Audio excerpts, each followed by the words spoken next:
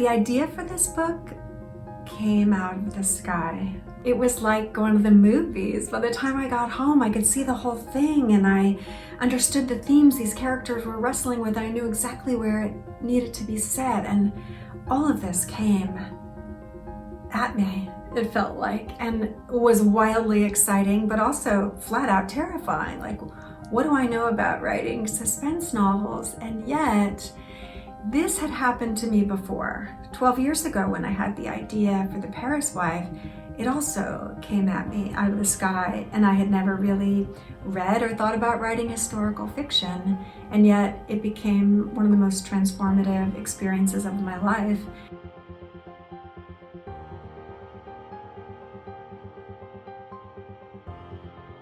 One of the through lines of my work is a driving fascination with resilience, what it is and where it comes from and how we get through when life gives us way too much to carry. Essentially, how we survive unsurvivable things and somehow become ourselves along the way.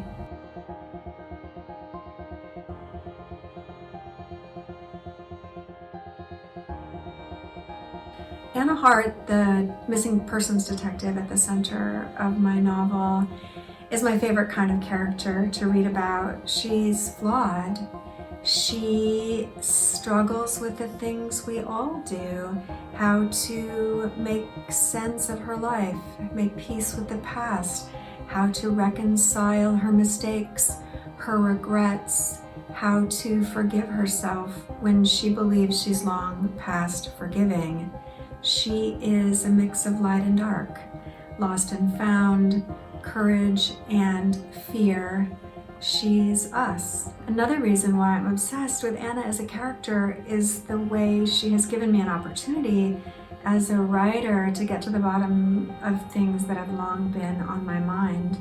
As a survivor of childhood trauma, I'm always seeking to know if it's possible to truly heal from traumatic events, to learn to trust again, to not just heal, but grow.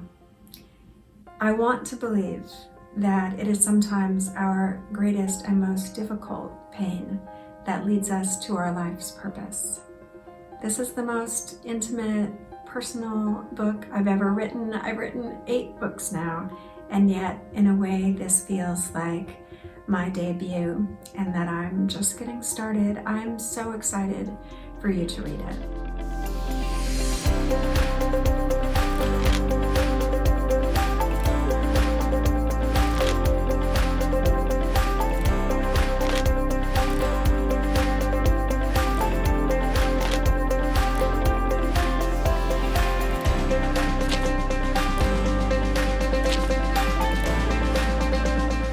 Hi, I'm Lily King. I'm the author most recently of the novel Writers and Lovers. And today I am talking to the fabulous Paula McLain, who has just produced this book, When the Stars Go Dark.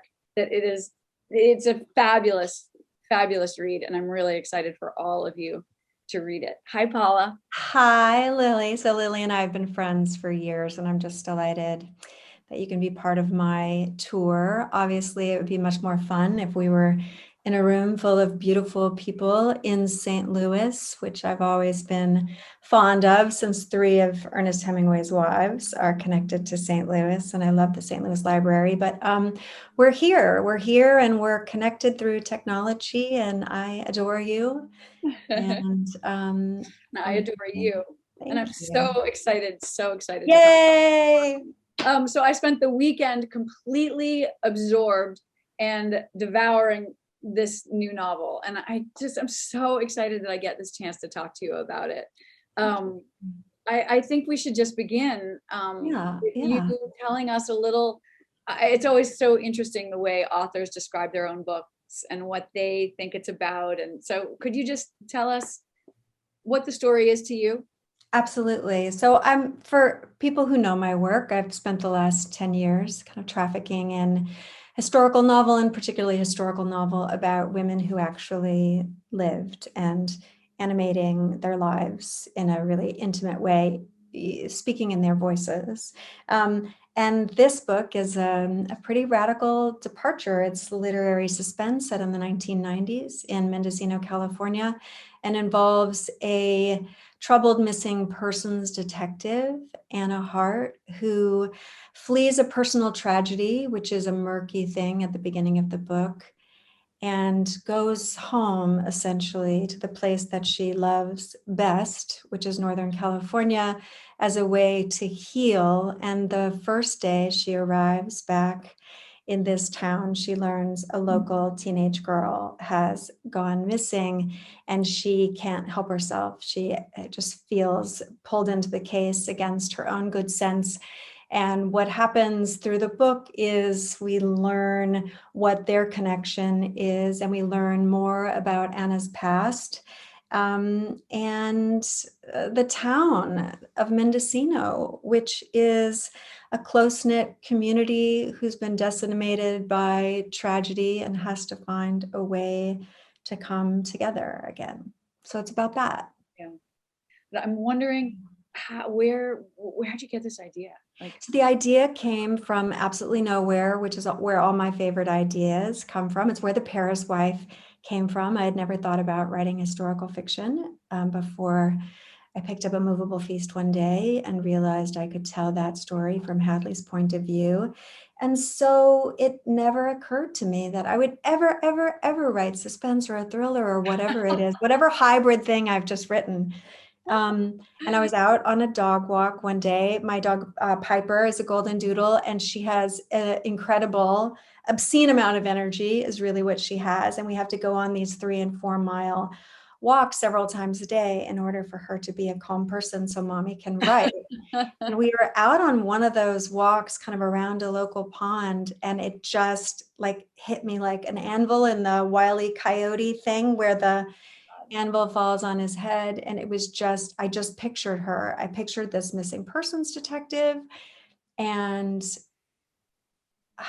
I don't even know, by the time I got home, I knew exactly where it needed to be set. Mendocino, California is a place that's very special to me. It's also, as a place, eerie and atmospheric and wildly beautiful. There's towering redwood trees that are hundreds of years old that seem to think and feel and breathe. And this eerie fog that comes in, even in the middle of a summer day. And I just saw it, and I saw the town, and I saw the girl. And by the time I got home, it was strange. It was like going to the movies. Does that ever happen to you, by the way? Okay, so you know how fun that is, right? But sometimes the idea is so wild and so out of this world that you can just kind of flick it off like, okay, thank you, inspiration. That was a fun ride for the walk around the lake. And now I'm going to go back to my bread and butter, which is the thing that's been paying my rent all these years. But this idea was just really, it wouldn't let me go. And so I had a conversation with my agent, Julie Bearer, who's a genius and who's also just a dear champion for me. She just wants me to write what I need to write. And I know you know this because Julie happens to be your agent too.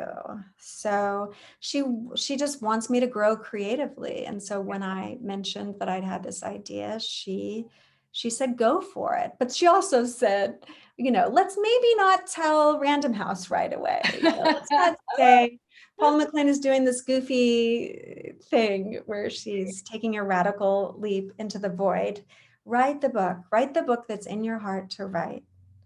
And then we'll see what happens next. So it took a tremendous leap of faith for me, but it was extraordinary. Just so much fun. Did you get back from that walk and write down a bunch of things and did it just start growing over the weeks? And how long until you talked to Julie? It took a while. It was probably, I was actually in the middle of writing Love and Ruin, which is my 3rd historical novel, my 2nd Hemingway novel. And I was in my imagination, I was in the Spanish Civil War.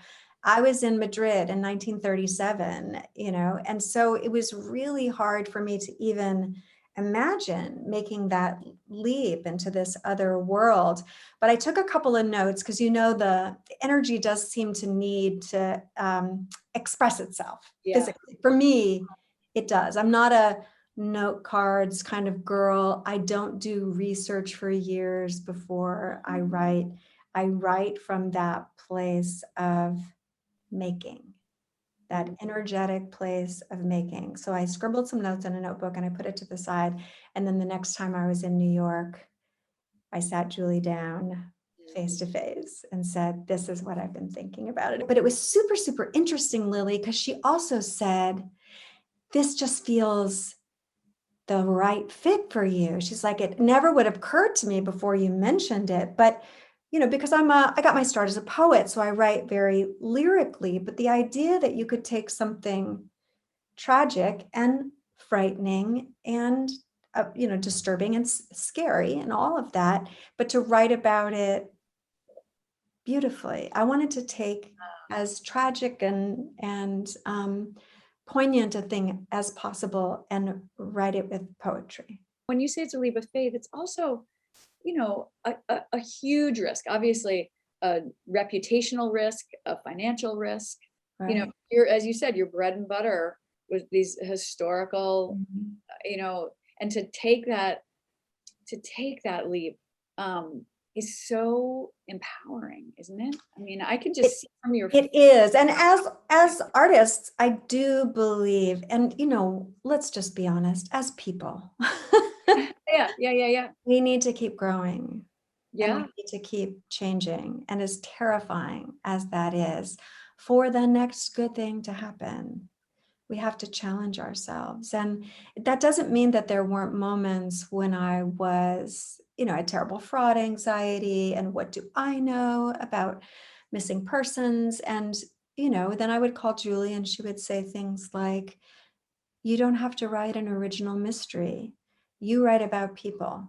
Yeah. Write about people. And then that would help me reconnect to the characters. And the more I got into the book, the more it did build in that way that you're talking about, how that it's like the universe becomes this incredibly sticky place. And then you go out on another walk and everything you see and everything you think and little bits of dialogue from somebody on a bench that you walk by seem 100% to belong to the book that you're writing. Yes. And it all starts to gather and build in force. And the more I began to super deep dive into this world, the more I realized that none of this was a fluke. It didn't come from nowhere. It actually came from somewhere super deep inside me, because I've never written a book more personal, more connected to my early childhood, to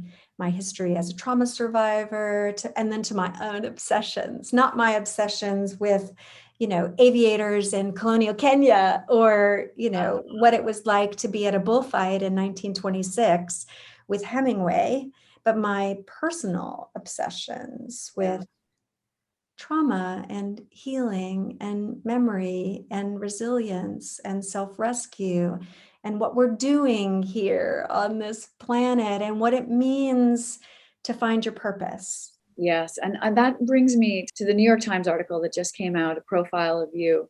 And you said something in there that was just hit me like a thunderbolt, because it is so true for me and my relationship to fiction as well. And you said that this novel is more intimate and tells the truth more than my memoir, is what you said. Hemingway felt that you could tell the truth more in fiction than you could as fact. I wrote a memoir about growing up in foster care, which was published in 2003. It's called Like Family. And in it, I detail my 14 years in foster care. So from the time I was 4, when my mother left and my father was in and out of prison, until the time I aged out of the system at 18. That is the story that's told in Like Family. And so I definitely tackled the traumatic, moments of my childhood. But it's also important to know that I was doing an MFA in poetry when I started writing Like Family. And so my toolbox to deal with the scenes that were actually too hot to touch. And if you can even believe this, Lily, I hadn't had any therapy at the time that I wrote Wow. like family. I hadn't begun to Poetry was your process. therapy, right? Exactly. It's like poetry was my Wow. right, my one means to express some of this material, but I hadn't thought about it. And so in this book, I've already come out, the other side, and been working for years on what these things, what these moments mean for me as a woman, as a mother, as a writer, as a human. And the story I believe I'm always telling is one of resilience. Mhm. How we survive unsurvivable things, how we make it through the other side, and then use where we've been. Like use the very source of our pain to connect us to something higher and to help other people, which I believe is what I'm here for. You say you write intuitively, but did you have an outline? Did you have a whiteboard? Did you have a timeline? Did you know who was going to be responsible? Not at all.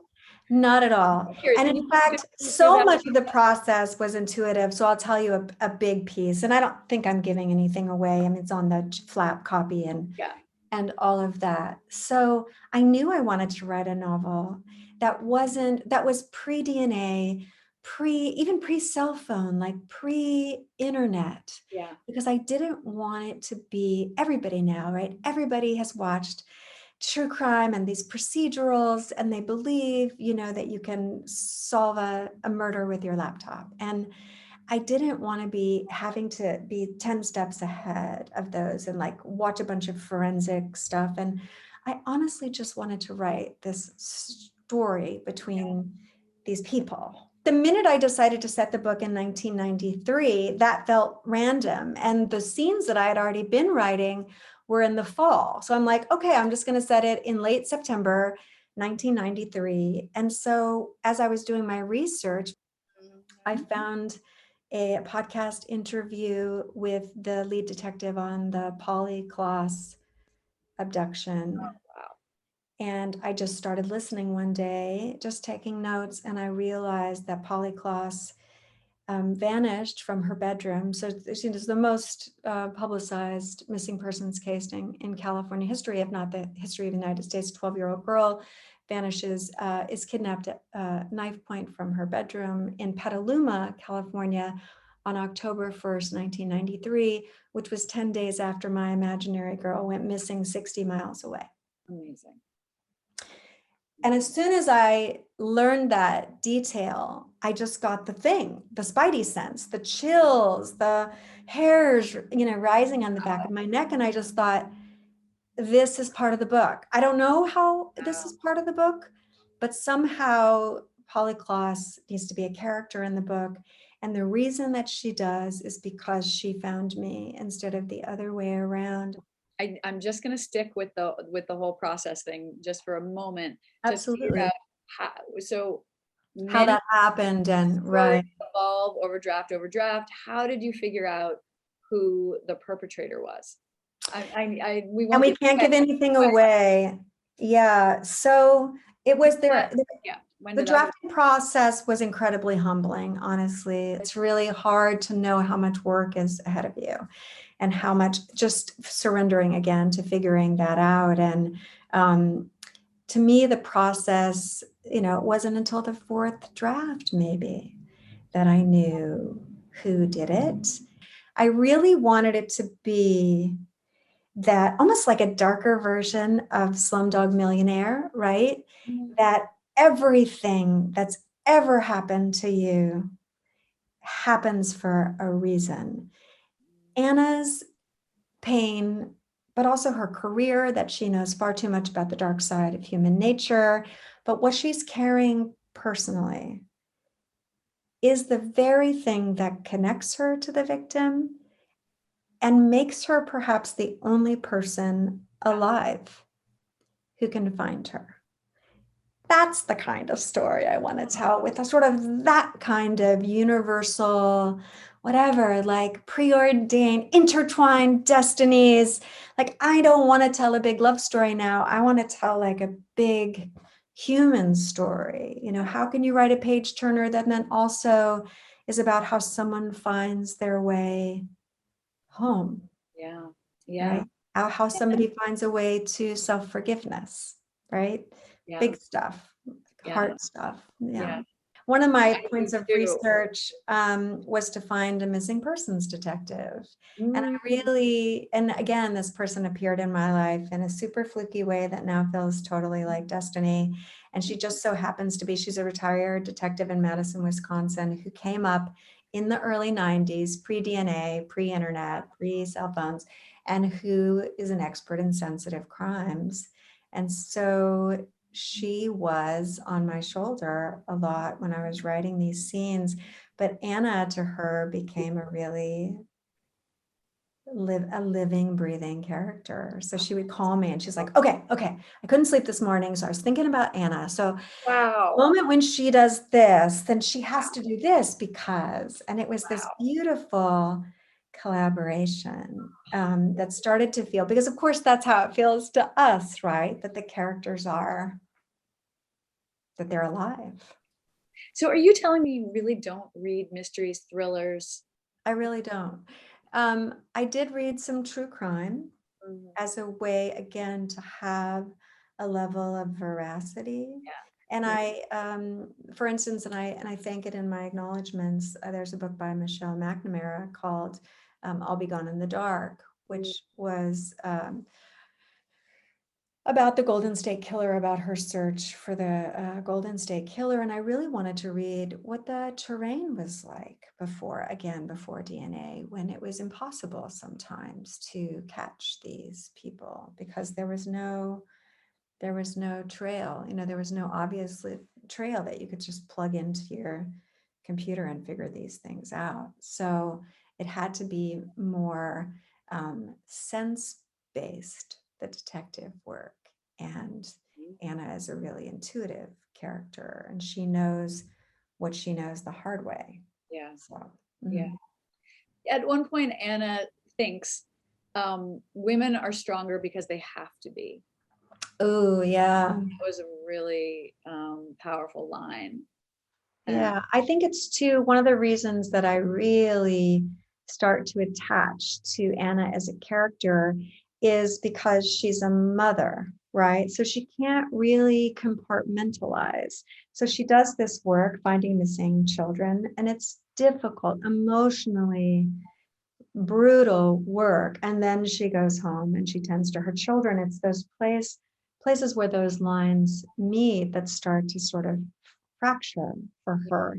And I believe that there are difficult jobs for women that are made more difficult because they're also mothers, and because they have to sort of carry this inside them, and to know what they know and not what like we want to do, like wrap our children in bubble wrap and put them in a helmet, right, to even cross the street. Women are stronger because they have to be. And men might disagree, but any woman who reads that is going to say, well, of course. Yeah. Of And course. it's in the context of men just falling apart at these moments of Right. Yes, and this is something again that Marianne, my actual detective, helped me understand, because of course I've never been at a crime scene. I've never been there when a body is discovered. And I wrote a scene very early on where Anna starts to fall apart when she witnesses a body discovered at a crime scene. And Marianne was talking to me, and she's like, actually, Anna would fall apart later, but the men around her would fall apart. Oh, so interesting. She's like, I always had to take care of the men. I always had to take care of the men. Yeah. And again, Marianne didn't even come into the process until I was 4 drafts in. So a lot of it was just learning where the story was taking me and having a great deal of humility, right, at getting it wrong. Yeah. Getting it wrong and then starting again.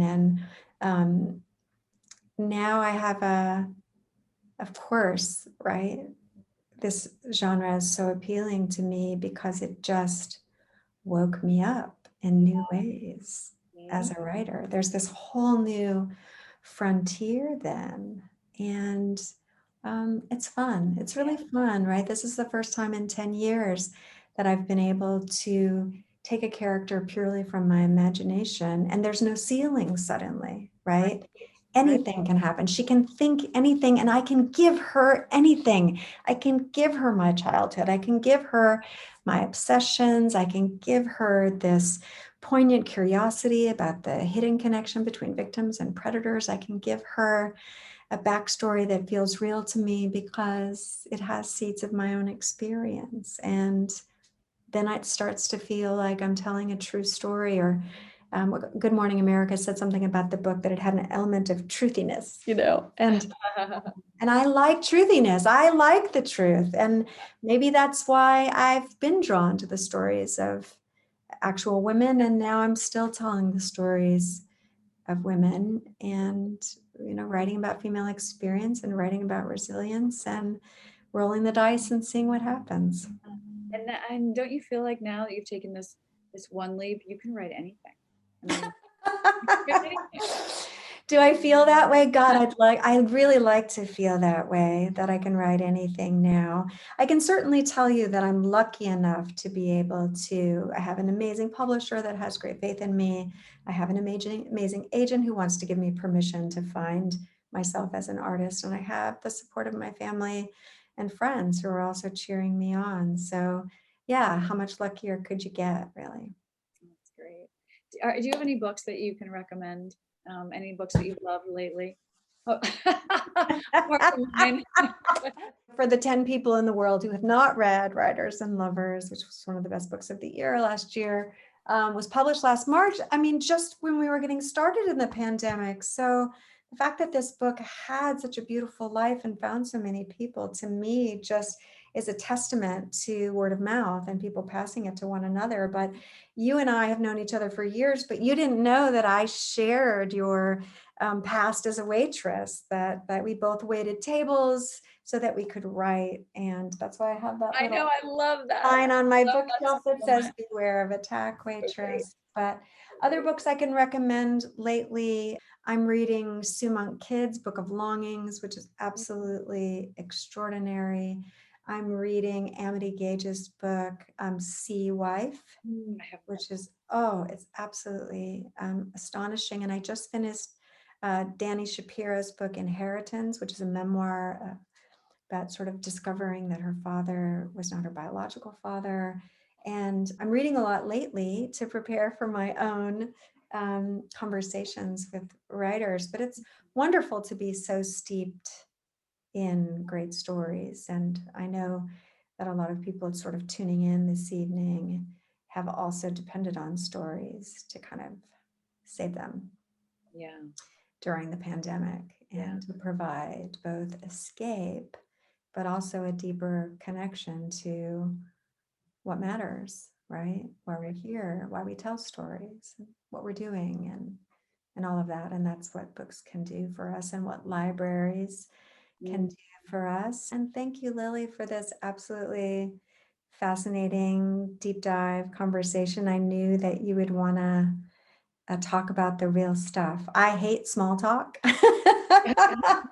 Small talk makes me tired. So I'm really glad that you wanted to kind of super dive into the story. Thank you. Thank you for diving in with me. It's such a pleasure. And I wish you so much luck. And Thank everybody you. has just got to go out and grab this immediately. Thank you. And I hope that the universe will be kind and we'll be able to see each other in the real world. We will. Soon. And until then, I hope that you'll be safe and well. And you too, and to everybody. All right. Thanks, Lily. Good night. Bye.